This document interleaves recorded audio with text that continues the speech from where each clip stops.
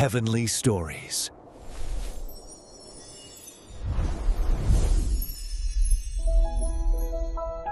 Clapperboard, have you ever made a mistake so big that you thought God could never forgive you? That's exactly how Peter felt. He was the man who swore he'd die for Jesus, and yet, in the darkest night of his life, he denied even knowing him 3 times. But this isn't just a story about failure. It's a story about grace, redemption, and a love so powerful that it restores even the brokenhearted. Tonight, we'll step into the flickering firelight of that night, and witness Peter's fall, and the miracle of his return. The room was dimly lit by the glow of oil lamps. The air was heavy with the scent of roasted lamb, bread, and bitter herbs. It was the night of Passover, a night the disciples thought they understood. But this one would change everything. Jesus sat among his closest friends, his eyes calm yet full of sorrow.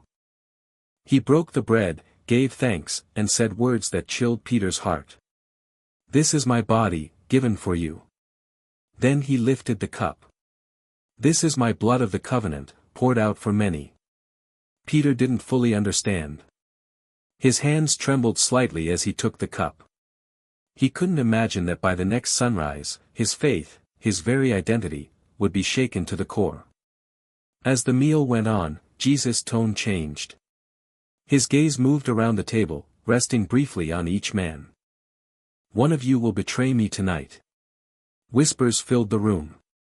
Shock. Fear. Denial. Peter's heart pounded. "Lord, not me," he said, leaning forward. His voice cracked with emotion. "I would never do that. I would die for you." Jesus looked at him, not with anger, but with sadness. A deep, knowing sadness. "Simon, Simon. Satan has asked to sift you like wheat. But I have prayed for you, that your faith may not fail. And when you have turned back, strengthen your brothers." Peter shook his head in disbelief.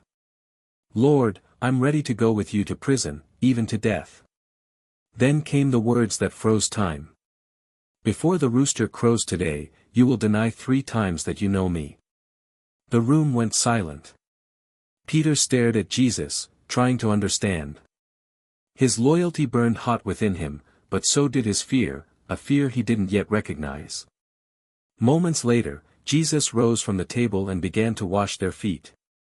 The Savior of the world, kneeling before his followers. When he reached Peter, the fisherman drew back. "Lord, you shall never wash my feet." Jesus replied gently, "Unless I wash you, you have no part with me." Peter's defenses crumbled. His voice broke.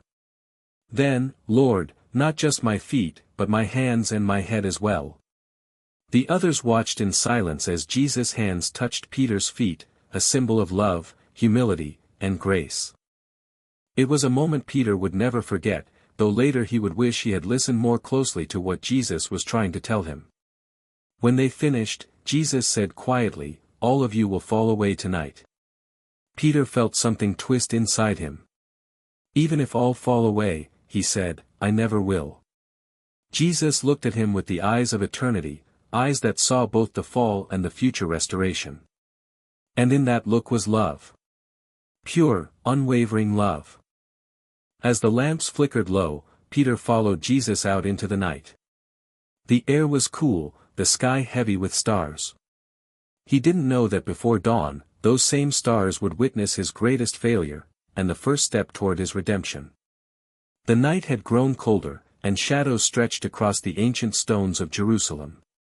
Peter walked alongside Jesus, trying to match his calm pace, though his own heart raced like a drum in his chest. The city slept, but the world was shifting. Something heavy hung in the air, a weight that no man could lift. They arrived at the Garden of Gethsemane, a quiet place where olive trees whispered in the wind. Jesus stopped, his face pale under the moonlight. The disciples watched, tense and unsure. Peter wanted to be brave, but a creeping fear slithered around his ribs. Jesus spoke softly, almost to himself. "My soul is overwhelmed with sorrow to the point of death. Stay here and keep watch with me. Peter nodded, trying to hide his anxiety. Lord, I'll never leave you, he said, his voice shaking but determined. They moved deeper into the garden, the soft rustle of leaves the only sound. Jesus fell to his knees, praying with a fervor that made the ground seem holy and heavy all at once. Peter stayed close, yet sleep tugged at his eyelids, pulling him toward weakness. Watch and pray so that you will not fall into temptation, Jesus whispered. But temptation didn't wait long.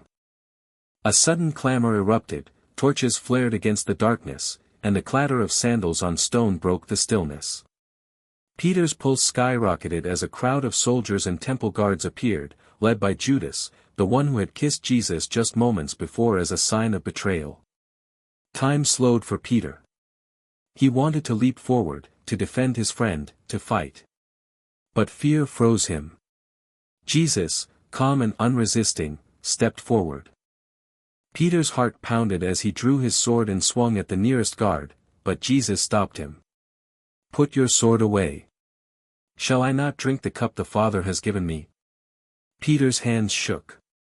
He looked around at the others, they had fled already, swallowed by panic and darkness. And Peter?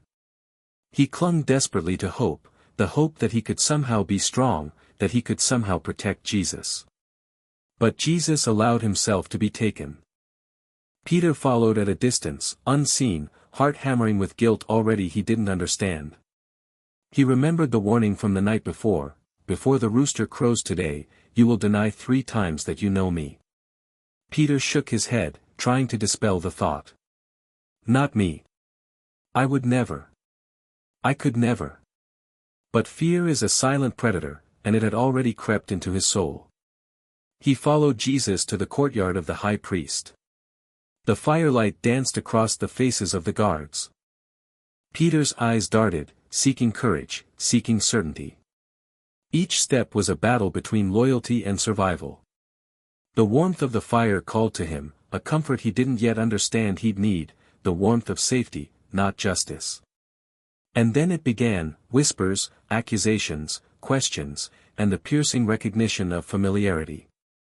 Peter's throat tightened as he realized the world had shrunk to this single moment, and his faith would be tested in seconds that felt like eternity. The first accusation came from a servant girl, eyes sharp under the firelight. You were with Jesus of Nazareth, she said, pointing. Peter's stomach turned to lead. No, I don't know him, he blurted, his voice trembling. The second, another servant, more insistent. Peter's lips quivered. I don't know what you're talking about. And then, the third, eyes piercing, voice unwavering, demanding truth. Peter froze, panic boiling over. His mind screamed with promises he had made the night before, I will never leave him. I will die for him.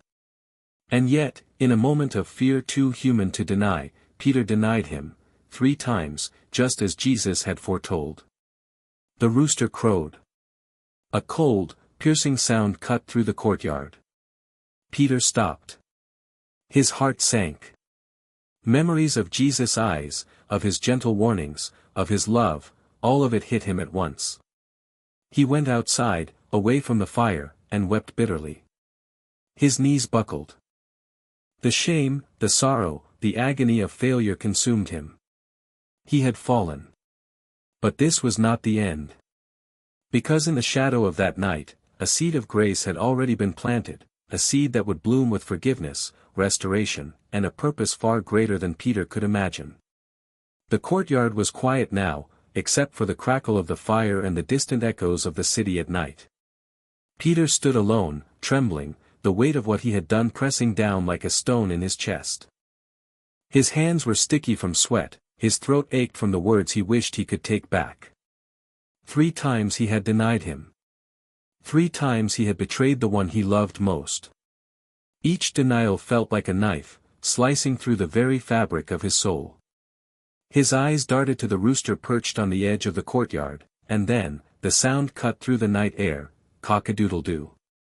The third crow. Peter's stomach dropped. His mind raced in disbelief. The words of Jesus echoed through his memory. Before the rooster crows, you will deny me 3 times. Everything crashed down on him. Shame, guilt, sorrow, a tidal wave that Peter had no strength to fight. His knees buckled, he stumbled toward the shadows, gasping, tears burning his eyes. He had failed, utterly and completely. Peter wept bitterly, sobs racking his body. Not just for the fear he had felt, but for the betrayal of the one who had trusted him with everything, his heart, his loyalty, his faith. He had fallen, and the fall was deep, deeper than he could have imagined. And yet, even in the darkness of his despair, there was a flicker. A memory. Jesus' words from the night before, spoken with infinite love, came back to him. When you have turned back, strengthen your brothers. Peter's tears continued, but a tiny ember of hope glimmered amidst the ashes of shame. He remembered the way Jesus had washed his feet, the humility, the patience, the grace that had never wavered even as Peter's own faith did. The night dragged on. Peter remained in the shadows, trembling, crying, heartbroken. Yet with each sob, his remorse deepened, not the kind of guilt that crushes the soul forever, but the kind that opens the door to repentance and transformation. By morning, the city was stirring, the sounds of life creeping into the quiet. Peter did not move. His heart ached, but he knew that somewhere, somehow, there would be a chance to make things right. The question was, would he find the courage to rise again? Meanwhile, the world outside had already begun to shift. Jesus, arrested and condemned, had begun the path to the cross, a journey of suffering that would change the course of history. And yet, even in the shadow of that suffering, God's plan of restoration was quietly unfolding, ready to reach into Peter's broken heart and bring new life. Peter's weeping was raw, painful, human, yet it was the beginning of redemption. For even in failure, there is a hand extended, waiting to lift the fallen. And Peter, though unaware at the time, was already being drawn toward that hand. The rooster's crow echoed again in his ears, a reminder of failure, and also, secretly, a call to hope. The first light of morning crept over the horizon, casting a soft glow on the waters of the Sea of Galilee. The night of betrayal had passed, but its weight still pressed on Peter's heart. He walked slowly along the shore, eyes hollow, shoulders heavy, each step echoing with the memory of his failure. Peter had denied him 3 times. The word still burned in his mind, sharper than any sword. He had seen the sorrow in Jesus' eyes before the arrest, the silent understanding that Peter would falter. And now, alone with his shame, Peter felt the sting of helplessness, regret, and fear, the kind of fear that made the heart ache and the soul question itself. As he wandered along the shore, Peter's thoughts were a whirlwind. I swore I would never leave him. I said I would die for him. How could I fail so completely? Tears rolled down his cheeks, mingling with the morning dew. His life felt shattered, a broken mosaic of promises and denial. Then, in the distance, a figure appeared, walking along the water's edge. Peter squinted against the rising sun, heart pounding. He knew that gait, that presence, that aura of peace even amidst suffering. Jesus. Alive. The one he had denied was alive. Peter's feet moved before his mind could process it, running toward him. The water lapped at his ankles, cool and cleansing, as if inviting Peter to let go of the weight he carried. Jesus turned, and their eyes met. Not with anger. Not with condemnation. But with love. Pure, patient, unwavering love. Simon, son of John, Jesus said gently, do you love me more than these? Peter's voice caught. Yes, Lord, you know that I love you. Jesus looked at him with infinite grace. Feed my lambs. The question came again. Do you love me? Yes, Lord, you know that I love you, Peter replied, tears streaming freely. And a third time, the question, do you love me? Lord, you know everything. You know that I love you. Jesus spoke again, feed my sheep. In that moment, Peter realized that his failure, his denial, his heartbreak, it was all forgiven. The weight lifted, not because Peter had earned it, but because grace had reached him. Jesus' eyes held a depth of mercy Peter could scarcely comprehend, and the chains of shame began to fall away. Peter knelt, overwhelmed. Tears and relief mingled as he wept, not for fear, not for failure, but for the realization that love could restore what fear had broken. He had fallen, yes, but now he was rising. Not as the man who had denied, but as the man chosen to lead, to guide, to shepherd, to carry forward the mission of the one who never gave up on him. The sun climbed higher, reflecting off the gentle waves. It was a new day, a new beginning. Peter's journey from despair to hope mirrored the very essence of God's grace: brokenness restored, weakness transformed, denial met with love. And as he looked at Jesus, Peter felt something stir within him, a courage deeper than fear, a purpose brighter than shame, a fire that would never again be extinguished. The path ahead would not be easy, but now he knew he would never walk it alone. Even the deepest failure could become a foundation for restoration. The waves of the Sea of Galilee glimmered under the rising sun, each ripple catching the golden light like sparks of hope. Peter stood on the shore, heart pounding, tears of yesterday replaced by a quiet, steadfast resolve. The weight of his failure had not vanished entirely, it had been transformed. What was once shame had become humility. What was once fear had become courage. What was once denial had become devotion. Jesus turned to him, eyes calm and penetrating, filled with the love that had refused to let him fall forever. "Follow me." Peter didn't hesitate. He had walked the path of failure and despair, and now he walked in the light of forgiveness. Every step he took was a step toward purpose, a step into the mission that God had always planned for him. In the days that followed, Peter became a pillar among the disciples. His voice, once trembling in fear, now resonated with conviction. He spoke boldly of Jesus, of his love, his sacrifice, and his resurrection. People were drawn to him, not because he was perfect, but because they could see the raw honesty of a man who had fallen and been restored. Peter's transformation wasn't just personal. It was contagious. Those who had witnessed his failure now witnessed his courage. His mistakes became testimony, his tears became a bridge of empathy to the brokenhearted. Every sermon, every act of compassion, every healing performed by the early church carried the imprint of Peter's journey from denial to devotion. He remembered the moment by the shore, the threefold question of Jesus. "Do you love me? Do you love me? Do you love me?" And with each answer, Peter had been given not just forgiveness, but a calling. A mission that demanded courage, faith, and resilience, and in that mission, he found strength beyond his own. The world would test him again and again. Persecution, imprisonment, and trials loomed on the horizon. Yet Peter faced them differently than before. No longer did fear dictate his actions. No longer did shame define his identity. Now, he knew that even when he stumbled, grace would lift him.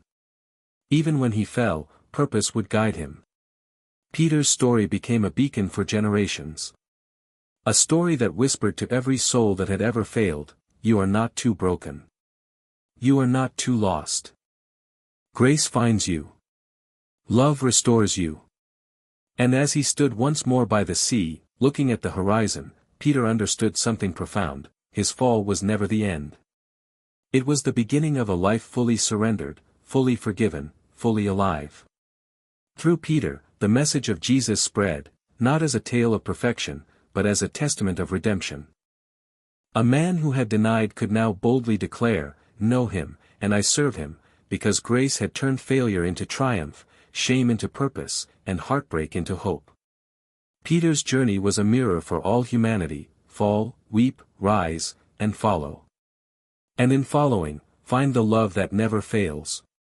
Years had passed since that night in the courtyard, since the rooster crowed and Peter's heart shattered.